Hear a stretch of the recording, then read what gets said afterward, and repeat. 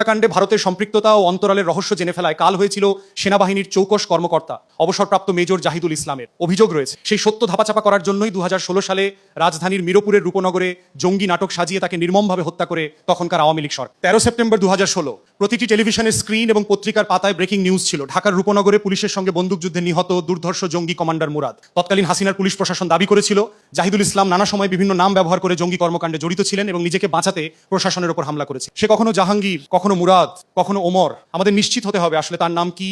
অভিযোগ ছিল তার কাছে পিস্তল, চাপাতি এবং গ্রেনেড সে নিক্ষেপও করেছিল ও চাপাতিতে আঘাত দিয়ে। অভিযোগ রয়েছে সেই সময় স্বৈরাচার শেখ হাসিনা সরকারের পালিত প্রথম ডেইলি স্টার সহ একাধিক গণমাধ্যম পুলিশের দেয়া স্ক্রিপ্ট বিন্দুমাত্র যাচাই করে। একতরফা মিডিয়া ট্রায়ালে একজন দেশপ্রেমিক সেনা কর্মকর্তার গায়ে উগ্রবাদের তকমা চাপানো হয়েছে। অথচ 24-এর গণঅভ্যুত্থানে ফ্যাসিবাদের পতনের পর বেরিয়ে আসে এক লোমহর্ষক রাষ্ট্রীয় ষড়যন্ত্রের ইতিহাস। কুমিল্লার আদর্শ সদর উপজেলার পশ্চিম চাঁদপুর গ্রামে জন্ম নেওয়া জাহিদুল ইসলাম 2000 সালে 43তম বিএমএ লং কোর্সে তৃতীয় স্থান অর্জন করে সেনাবাহিনীতে কমিশন পান। মেধার স্বাক্ষর ছিল তার, যেটা doctor Mohammad Shahidullah gold medal দ্বারা কঙ্গোতে জাতিসংঘ শান্তিরক্ষা মিশন, পাকিস্তানে মিড ক্যারিয়ার কোর্স এবং কানাডায় উচ্চতর প্রশিক্ষণ শেষে সিলেট ও বগুড়া সেনানিবাসে সুনামির সঙ্গে দায়িত্ব পালন করেন তিনি। কিন্তু সেনাবাহিনীতে অযোগ্যদের অনৈতিক পদোন্নতি, চাটুকারিতা ও বিশৃঙ্খলার বিরুদ্ধে সোচ্চার থাকায় রোশনলে পড়েন এই সৎ অফিস। বাধ্য হয়ে 2015 সালে স্বেচ্ছায় অবসর নিয়ে পরিবার সহ ঢাকার উত্তরা ভাড়া বাসায় 2009 সালের 25 ফেব্রুয়ারি অভিযোগ রয়েছে ভারতের নির্দেশে শেখ হাসিনা পিলখানায় হত্যাকাণ্ড চালান। সেদিন সেখানে কর্মরত তার কোর্সমেট শহীদ ক্যাপ্টেন মোহাম্মদ মাজহারুল হায়দার বগুড়া ক্যান্টনমেন্টে থাকা জাহিদকে ফোনে জানিয়েছে বিডিআর এর পোশাকে কিছু অচেনা হিন্দিভাষী ব্যক্তি অফিসারদের হত্যা করত। পিলখানা বিদ্রোহে ভারতের সম্পৃক্ততা ও ভেতরের বিশ্বাসঘাতকদের স্পর্শকাতর তথ্য জেনে যাওয়ায় শেখ হাসিনা সরকারের সার্বক্ষণিক গোয়েন্দা নজরদারিতে ছিলেন। নজরদারি এড়াতে উত্তরা থেকে রূপনগরে বাসা বদলে সপরিবারে বিদেশ যাওয়ার পরিকল্পনা করেছিলেন জাহিদ,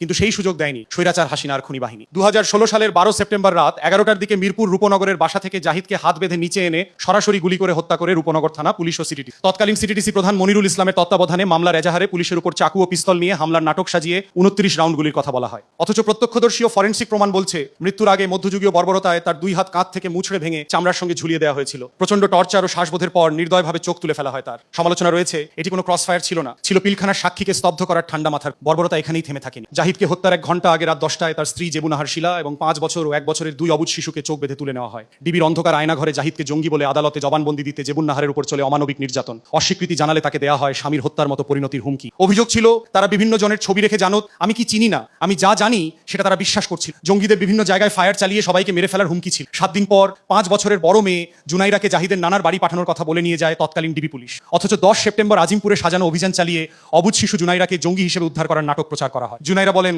বাবা মার সাথে সবার সাথেই ছিলাম, পরে আম্মুর সাথে আজিমপুরে ওখান থেকে গাড়িতে করে নিয়ে যাওয়া হয়েছে, সেখানে আমাকে বসিয়ে ছবি তোলা হয়েছে। এরপর আরেকটা মাইক্রো করে ওই ভিকটিম সেন্টারে কয়েকজন নিয়ে গিয়েছে। পরে আমি এলাম, আমার নানা নানুরা এসে আমাকে নিয়ে গিয়ে ছোট মেয়েকে নিয়ে দীর্ঘ 4 মাস 7 দিন আয়না ঘরে থাকার পর 2016 সালের 24 ডিসেম্বর আশকোনার একটি বাসা থেকে জেবুন্নাহারকে উদ্ধারের নতুন গল্প ফাঁদে পুলিশ। ডিবি কার্যালয়ের 16 দিনের টর্চারের পরে জাহিদের বিরুদ্ধে একটি এবং তার স্ত্রীর বিরুদ্ধে 2টি মিথ্যা জঙ্গি মামলা দিয়ে পাঠানো হয় কাসিমপুর কারাগারে। বিনা বিচারে 4 বছর বন্দী থাকার পর 2020 সালে জামিন পান জেবুনাহার। কিন্তু স্বামী হত্যার বিচার চাইতে পারেন স্বৈরাচারের ভয়। 2022 সালের 31 আগস্ট শেখ হাসিনার নির্দেশে জামিন বাতিল করে ফের জেবুন্নাহারকে অন্ধকার কারাগারে পাঠানো। 2024 সালের 5 আগস্ট ছাত্র জনতার গণঅভ্যুত্থানে ফ্যাসিস্ট সরকারের পতনের পর সেই বছরের 31 আগস্ট অবশেষে জেল থেকে মুক্ত হন জেবুন্নাহার শিল। দীর্ঘ 8 বছর পর সমাজের বুকে জঙ্গি পরিবার হিসেবে লাঞ্ছিত হওয়ার পর এখন স্বামীর হত্যার বিচার ও উচ্চ পর্যায়ের স্বাধীন বিচার বিভাগীয় তদন্ত কমিশন গঠনের দাবি জানিয়েছেন তিনি জানান চিফ প্রসিকিউটরের কাছে একটি আবেদন দিয়েছি। আমার ডান পাশে দেখতে পাচ্ছেন ভিকটিম পরিবার, যারা 2টি শিশু নিয়ে 4 মাস 7 দিন অবস্থান করেছে। কারণ হলো আবেদনকারী জেন্নেশা ইসলাম তার স্বামী মেজর জাহিদ অত্যন্ত প্রতিভাবান অফিসার ছিলেন। মাত্র 30 টাকায় চট্টগ্রাম বিশ্ববিদ্যালয়ের মালিক হয়ে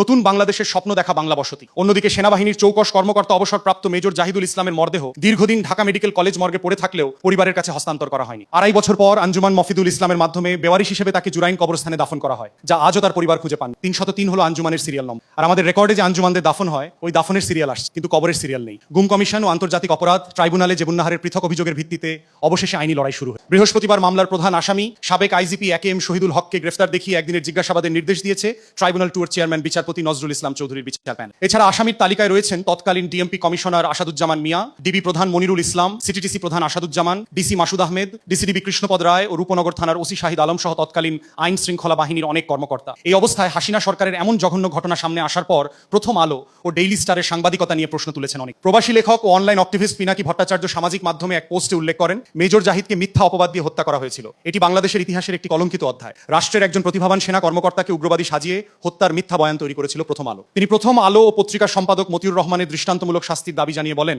আন্তর্জাতিক সব সংস্থার কাছে এই গণমাধ্যমের ভণ্ডামি ও দ্বৈত ভূমিকা তুলে ধরা হবে। একই সঙ্গে জাহিদুল ইসলামের পরিবারের প্রতি সার্বভৌমত্ব বিরোধী ভূমিকার অভিযোগে প্রথম আলোর বিরুদ্ধে দ্রুত মামলা করার আহ্বান জানান। অন্যদিকে হেফাজত নেতা মুফতি হারুন ইসহার প্রশ্ন তুলেছে, এখন প্রথম আলোর কি বিচার হবে? তার অভিযোগ, তৎকালীন পুলিশ কর্মকর্তা মনিরুল ইসলাম যদি সরাসরি খুনি হন, তবে প্রথম আলো ছিল সেই হত্যাকাণ্ডের বৈধতা উৎপাদনকারী। শুধু মেজর জাহিদ নয়, তার মতো অনেকের হত্যার কারিগর ছিল প্রথম আলোচক্র বলেও দাবি করেন তিনি। একইভাবে এ বিষয়ে নিজের ফেসবুকে একটি লম্বা পোস্ট দিয়েছেন আল জাজিরার অনুসন্ধানী সাংবাদিক জুলকারনায়ন শায়ের। তার পোস্টে প্রথম আলো ও ডেইলি স্টারের বিরুদ্ধে বিশেষ গোষ্ঠীর স্বার্থ রক্ষার অভিযোগ তুলেছেন। তিনি দাবি করেন, বাংলাদেশ সরকার কর্তৃক মরণোত্তর ব্রিগেডিয়ার জেনারেল পদবিতে ভূষিত অবসরপ্রাপ্ত মেজর জাহিদুল ইসলামকে অতীতে কোনো প্রমাণ ছাড়াই জঙ্গি হিসেবে উপস্থাপন করেছিল প্রথম আলো ও ডেইলি স্টার। তিনি আরও অভিযোগ করেন, জাহিদুল ইসলাম নিহত হওয়ার পর সেই হত্যাকাণ্ডকে বৈধতা দেওয়ার মতো বর্ণনা প্রচারেও ভূমিকা রেখেছে পত্রিকা দুটি। পোস্টে শায়ের আরও বলেন, অতীতে তারেক রহমান ও তার পরিবারের বিরুদ্ধে সমালোচনামূলক অবস্থান নেওয়া এই দুই পত্রিকার সম্পাদককে বর্তমানে তারেক রহমানের প্রেস মিটে দেখা যাচ্ছে, যা তিনি আইরনি হিসেবে উল্লেখ করেছেন। এছাড়া সাবেক রাষ্ট্রপতি জিয়াউর রহমান হত্যাকাণ্ডের বেসামরিক তদন্ত কমিটির প্রতিবেদন প্রকাশের জন্য দ্য ডেইলি স্টারের সমালোচনা করেন। তার মতে, প্রতিবেদনে নতুন কোনো তথ্য উন্মোচিত হয়নি, বরং দীর্ঘদিনের বিতর্কে সস্তা প্রলেপ দেওয়ার চেষ্টা করা হয়। সবশেষে প্রথম আলো,